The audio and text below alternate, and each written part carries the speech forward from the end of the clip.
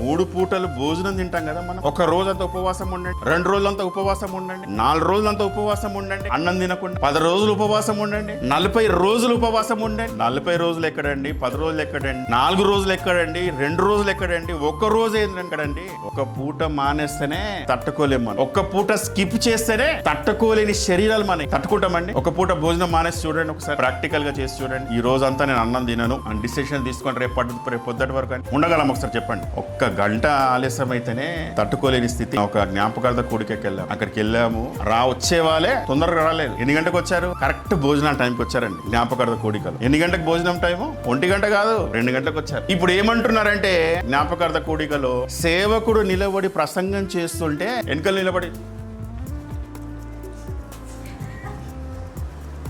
ఏంటండి, నువ్వు వచ్చిందే 2 గంటలకి జ్ఞాపకార్థ కూడికకి. ఆ కుటుంబంలో ఒక మనిషిని కోల్పోయి ఏంటండి, వాళ్ళు కుటుంబం ఆదరణ కొరకు సామాన్లు పెట్టుకుంటే చచ్చిపోయిన కుటుంబంలో ఉన్న వారికి బాధ లేదు, కానీ వచ్చిన వాడికి ఇప్పుడు ఏం బాధ? దేని గురించి అండి? ఇదే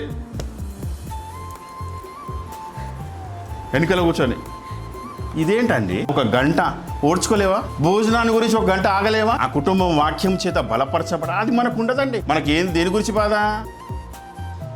ఇది ఉండాలి ఫస్ట్. శరీరం ఎలాంటిది అంటే ఒక్క పూట కాదండి, ఒక గంట ఆలస్యమైన తట్టుకోలేని స్థితిలో ఉన్నాయి మన శరీరాలు. వారాలు రోజులు ప్రార్థనలు లేకుండా, వాక్యము లేకుండా, సహవాసం లేకుండా బ్రతికేస్తున్నాము అంటే మనకి ఏం అనిపించట్లేదా? మనకు ఏ విషయంలోనైనా నేను దేవునికి దూరం అయిపోతున్నాననే ఆలోచన మనకు రావడం లేదు. తలనొప్పి వస్తే సంఘాన్ని మానేయాలి, కడుపు నొప్పి వస్తే సంఘాన్ని మానేయాలి, 2 చిలుకులు పడితే సంఘాన్ని మానేయాలి. చిన్న కారణాలు. ఇది ఏంటో తెలుసా?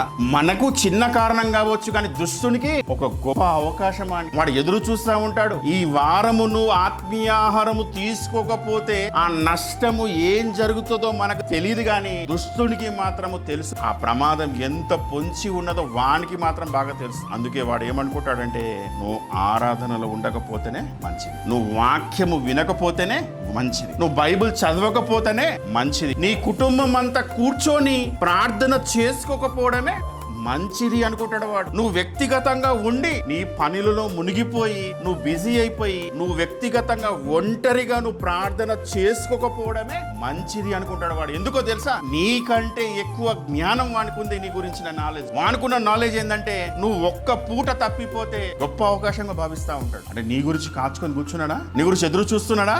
ఎక్కడ నువ్వు అడుగు బయట పెడతావో నేను పట్టుకుందాము అని కాచుకొని కూర్చుంటారు దేవుని పిల్లలారా. అది ఎంత ప్రమాదకరమైన స్థితియో తెలుసా?